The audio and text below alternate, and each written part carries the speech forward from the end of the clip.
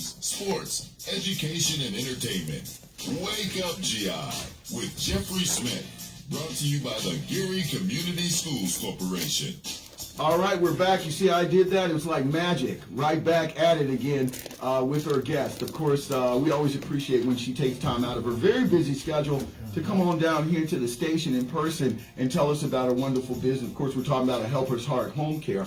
And so let's go ahead and meet our guest for those of you that want to be reintroduced to her. Go ahead and introduce yourself. My name is Leslie Miller, Hey, Les. Director of Operations of a Helper's Heart Home Care. Why do I always associate you with, like, running the joint? Well, I guess Directors of Operation does do that. Because I run the joint. We appreciate you once again coming down on this, right now the holidays are coming up. There's a lot of stuff going on. Right. What are you all up to? Well, we just had our grand opening. Oh. The middle of September, we purchased a commercial building in Highland. Yeah. So we left downtown Hammond. Yeah. And now we are on 45th in Highland. Yeah. And so we're very excited about that. Well, we're very excited for you because I know that was a long time goal of you all to kind of get that secured, and it looks like it happened. Kind of give us a little bit of background on home health care, kind of what separates you all from the pack. So we are a non-medical home care agency. So the difference between us and what is considered home health is where a doctor would prescribe. Home health agency come out to the home. You would have a nurse come out, physical therapist, occupational therapist, things of that nature. Right. That's more of the therapy side and the clinical side, the medical side. Since we're non-medical home care, we don't have nurses or physical therapists that come out to the home. We have caregivers, Right. CNAs, home health aides, and what they do is help our clients with their activities of daily living, such as bathing, grooming, dressing, meal preparation, medication reminders, and of course, composed of all of that is the companionship piece. Because, Jeff, as you know, a lot of our seniors are at home by themselves. Yes. I left a client's home last week, and a little old lady was looking out her window, and I just looked up at her and waved, and I'm thinking, Lord, I know she looks out the window every day to get some type of connection with, the outside world. So, of course, a huge component of that is the companionship piece entailed when we are doing those services in the home. No, and you and I've talked before. I've kind of gone through that situation myself, and I can tell you firsthand that you are absolutely fulfilling a niche, because I've talked to a lot of people over the years, and there are a lot of us. I was just talking to somebody the other day who was they ended up losing their father, but they were just talking about the process of now dealing with their mom. Right. And as you pointed out, a lot of times, well, not a lot of times, but sometimes it's not always about the medical. It's about fulfilling it's putting somebody into a daily routine with that person. Right, you get what I mean? Because absolutely. a lot of us, quiet as it's kept, and I know I was talking with somebody a while ago just about, American culture versus other places where they kind of absorb their seniors into their families. We tend to institutionalize, but it's not for lack of trying. There are a lot of us out here that want to be able to bring our parent into our home and things like that. It just doesn't seem, it's just not pragmatic or prudent at the time. Your service kind of makes it, I guess you allow the patient to kind of retain their dignity. Absolutely. If necessary, sometimes you allow them to maintain a semblance of independence. Absolutely. They can stay in that home. And then the children or the relatives can kind of come by and kind of supplement what you all are doing. So I think you're invaluable. I think we need to emphasize that more as an option, instead of sometimes just looking towards a nursing home. Nothing against these places, but a lot of times I just think that there's stress that goes along with a person who has worked very hard, for their home. They've raised their family there, and then all of a sudden the kids go somewhere, fall in love. They go to college, fall in love, and now all of a sudden they're living in another state with the grandkids. Right. And, as you get older, all of us, our circles get a little smaller. We start losing some of our friends. And, outside of maybe getting picked up, going to church on Sunday, we're kind of sitting up in that house. Absolutely. Absolutely. And that's where you all come in. Right, absolutely. That is definitely something that will be seen during this holiday season. Grandkids, children are coming home. Yeah. They're seeing grandma, mom, may have keys in the cabinet with the sugar versus, Yes. So around this time, we definitely receive a high of calls because they are coming home and seeing the situation. Granddad has had on the same jeans for a few days, and when was the last time you went to the doctor and things of that nature. So around this time we do see like a spike. More calls because they now have, instead of just that phone call, they actually have the eyes on that elderly relative who may need a little help around the house. Right. And whenever we come into the home, we let my agency in particular, Helpers Heart Home Care, we try to make sure the family and the client knows this isn't, a long-term thing if it doesn't need to be. We want to get you back to the place of independence, of being able to do these tasks on your own. You may just need us here for a couple of months to help you get back on track. Right. But in other cases, it is needed until they may, unfortunately, pass away. We have clients that are on hospice, and we come in and help in those last few weeks, months, days. So it just depends on the situation and what is needed at the time. But I can't stress enough what you said. They work so hard. They work their entire lives. They work in the mills. They work in the school system. And they have that money set aside. And now it's time to use that money for their care. Yeah. And they're more worried about the day-to-day bills, leaving something for little Timmy versus taking care of the last months, years of their lives. So we find it as when we go into the home to complete these assessments, we see the need is there, but they don't know if they actually can afford it. They usually can, but that fear of, again, will those bills, be thrown to the wayside, or will little Timmy have his, will I be able to leave him anything? Right. Will I be able to leave him anything? And I always, tell just my family members, can't take you with you when you're gone. No. You have the right and the responsibility to take care of yourself in these last few years.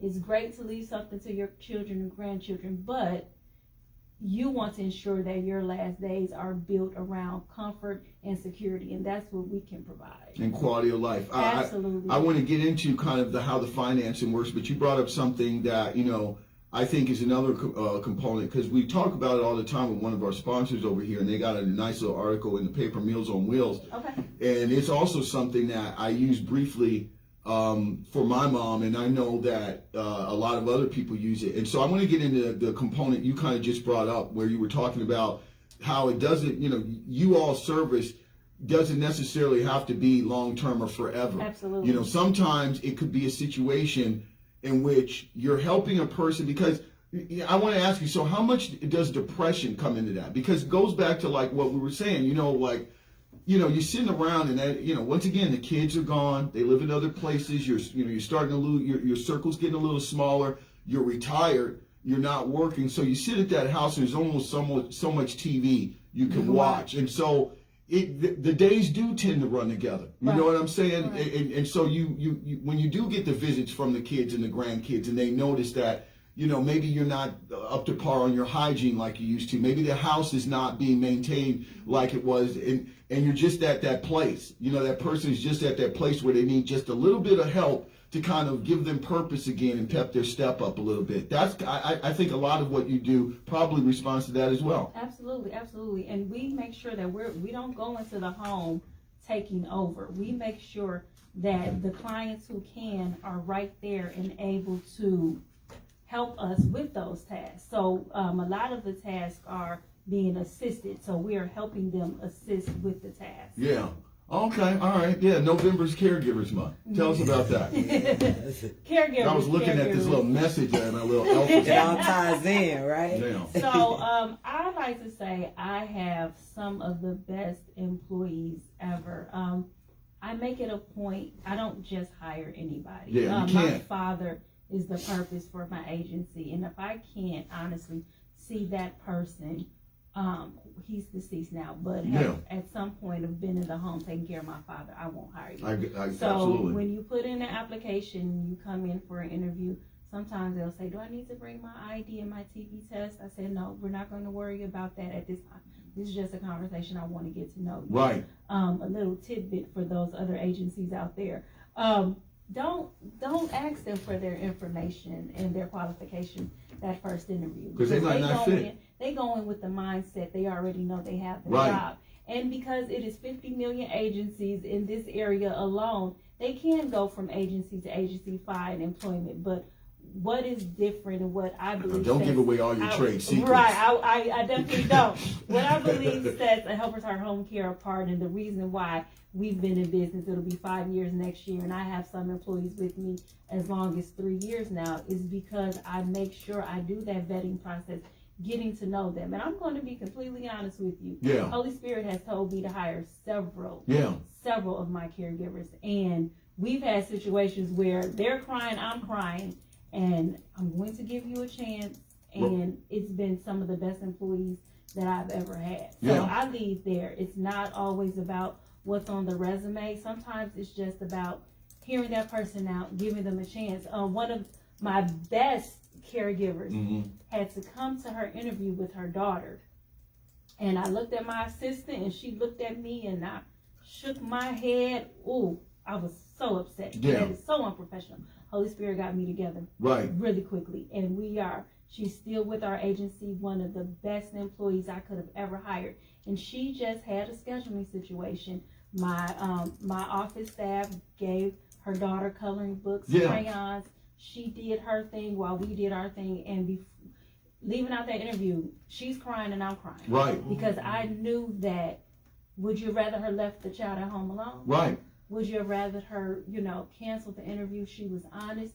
She needed help. The daughter was starting daycare like 2 days later. Right. And, everything worked out. And like I said, she's been a long-time employee, one of my best employees. So I do take chances when I am led to, because no one's perfect. No. Our lives change from day to day. But yes, with it being caregivers month. One thing about caregivers, a lot of us are family caregivers, right, in a sense, because we may go see, Aunt Betty and take her a meal every 2 weeks, or call and check in on this family member or that family member. So not only do I hire the professionals, I also hire family members who live in the home with their loved ones and take care of them. And we have to remember them as well, because they don't get a break all the time. They don't get to go home on the weekend, decompress. They are there in the home with that client, that loved one, 24 hours a day. Exactly. No, and we're talking with Leslie from Helpers Heart Home Care, and you're absolutely right, because there are certain professions out here that are very technical. You go out here, you get your certification, and you just kind of go into it and give it the best that you have. But there are also certain ones that there's layers to it, and I, as I said, from experience, from the outside looking in, it seemed like, okay, home health care, anybody can do it. But to your point, everybody can't. Everybody cannot be invited. There's a certain temperament. There's a certain compassion that I think caregivers have. And I would assume that in your profession, that a lot of people that have gotten into that profession have come out of having to do it themselves, whether it have to, take care. I know one young lady who had to take care of her sibling growing up, and she ended up getting into home health care, has a little thing going. You probably know her.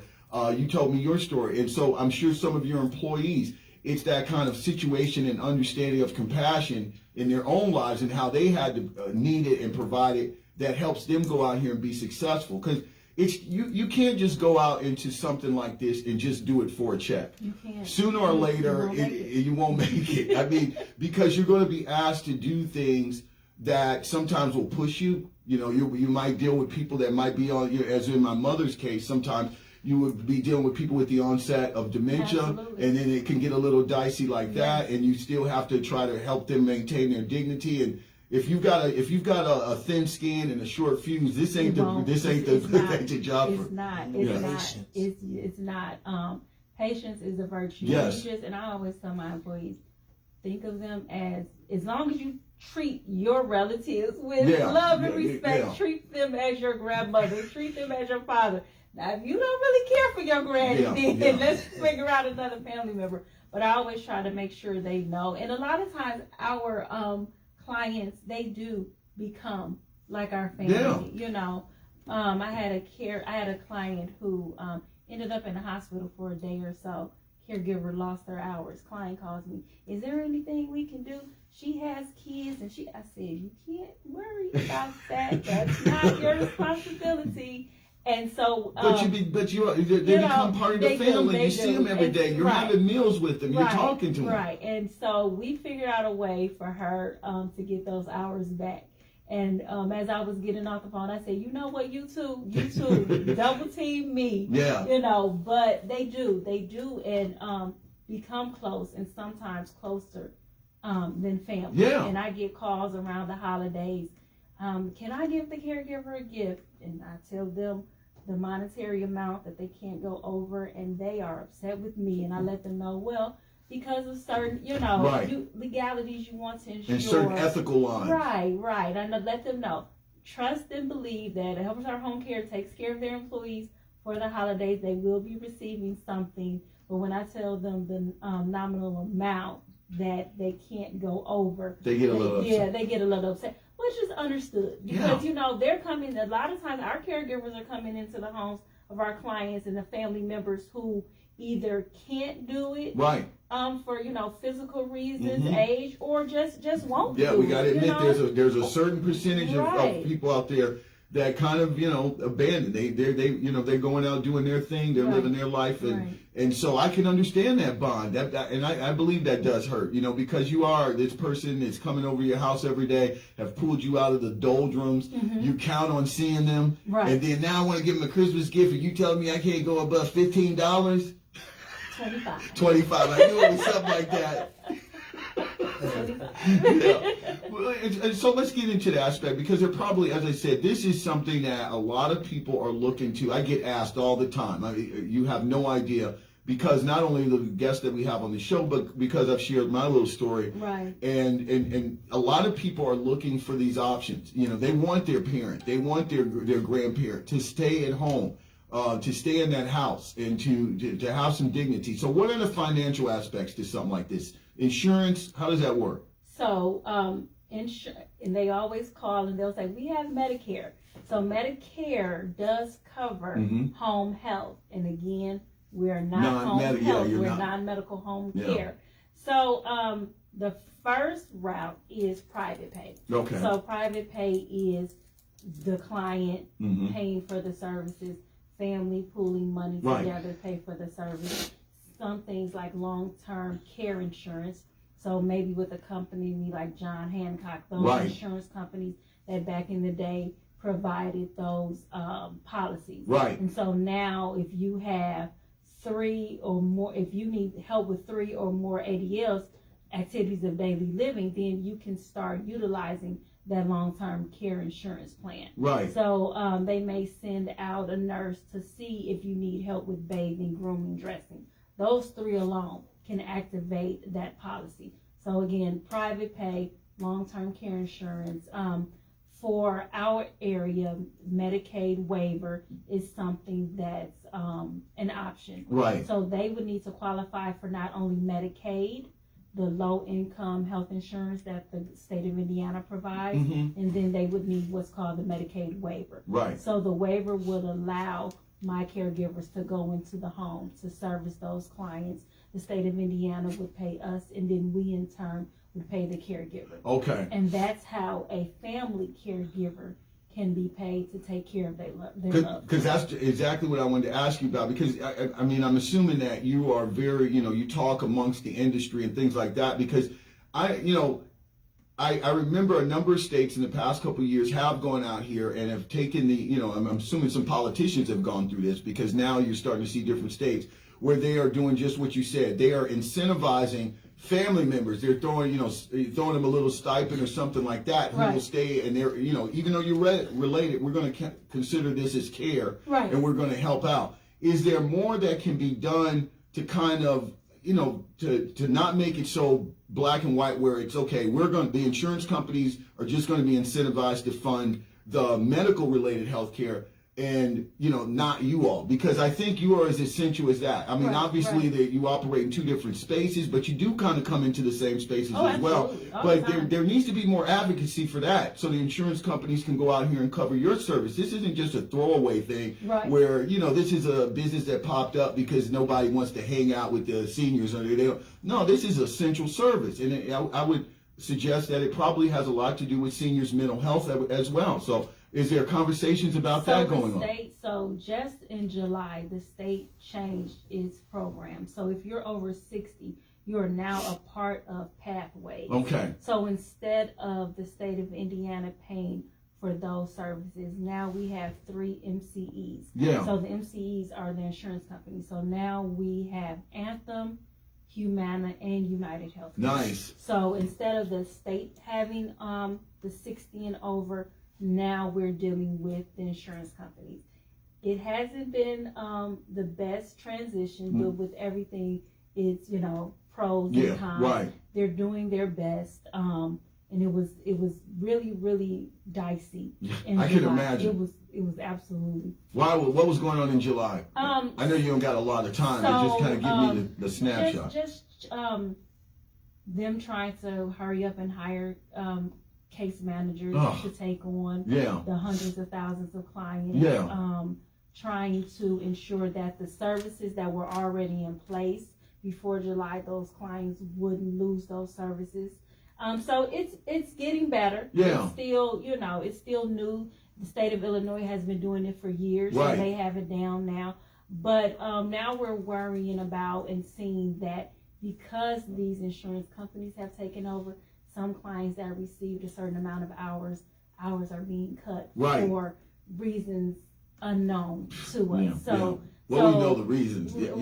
So they need the care, they need the services, they need the hours, but for whatever reason, some of these insurance companies are cutting hours, and it hasn't happened a lot to my agency. I've heard about it. I've seen a couple of clients' hours being tampered with, but like I tell my clients, you have to make sure when the case managers are calling you, coming into the home, that you're advocating for these services. You're letting them know you need this care, you need this caregiver in your home, that you are a real person. You're not just a number on their spreadsheet to make sure that, the execs get their bonuses at the end of the year. No, that we've got to come back so we can talk more about this, because I can see, going forward that, if anything, you all, as like your agency, for instance, should be given the leeway and even given the support by the agencies to kind of have your internal person that works directly with this. All they do is handle the cases, and they're kind of like your liaison. Right, absolutely. And so that way they can, that's all they do.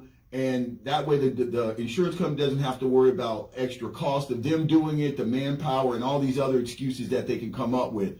And the clients don't have to get stressed out by getting a letter saying, hey, my hours are cut, or I'm going to lose this next month. I mean, that's stressful as well. And I did my part. I did the best I could do with the changes, letting the clients know what was coming, giving them the phone numbers to call so that they could be proactive, ensuring that, we are signed up with all 3 insurance companies. As long as you want to stay with us, you will. They can't, switch you. Right. So I did a lot on my end in my office. God bless you. We did a lot to make sure that they that it was a smooth transition as much as it could be, as much as we could do. No. We tried to. You did more than your share. I'm just saying it gets you so frustrated when you listen to it, because the last thing we want our seniors to do is sit on the end of a phone line on hold, worrying about if their benefits about to get cut. You know what I mean? And they're not employed anymore. They're nervous. They're scared. I mean, that's stressful right there. Absolutely. Absolutely. But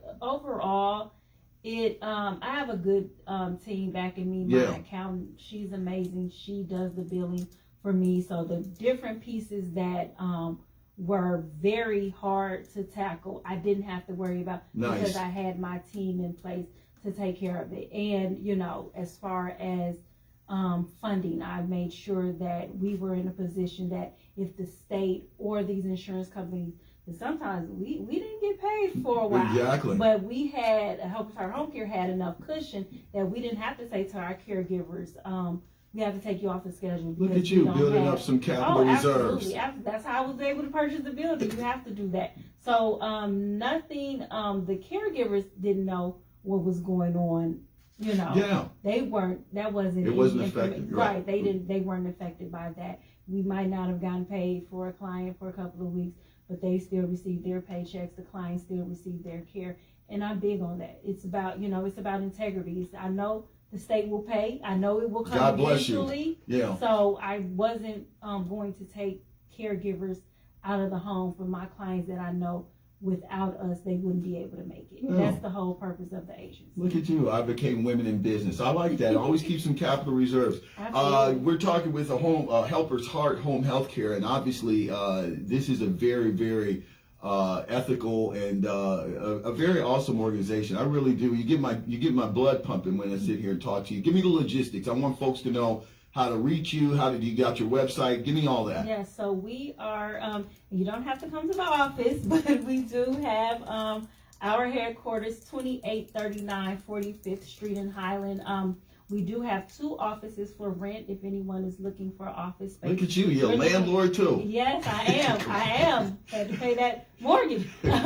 So we are looking for any small businesses, nonprofit, as long as you just need to set up a computer. We have furnished offices with desks, insurance agencies, accountants, lawyers, things of that nature. Someone who just needs a computer and a desk. We have a beautiful conference room as well. So we do have 2 small offices to rent, 2839 45th.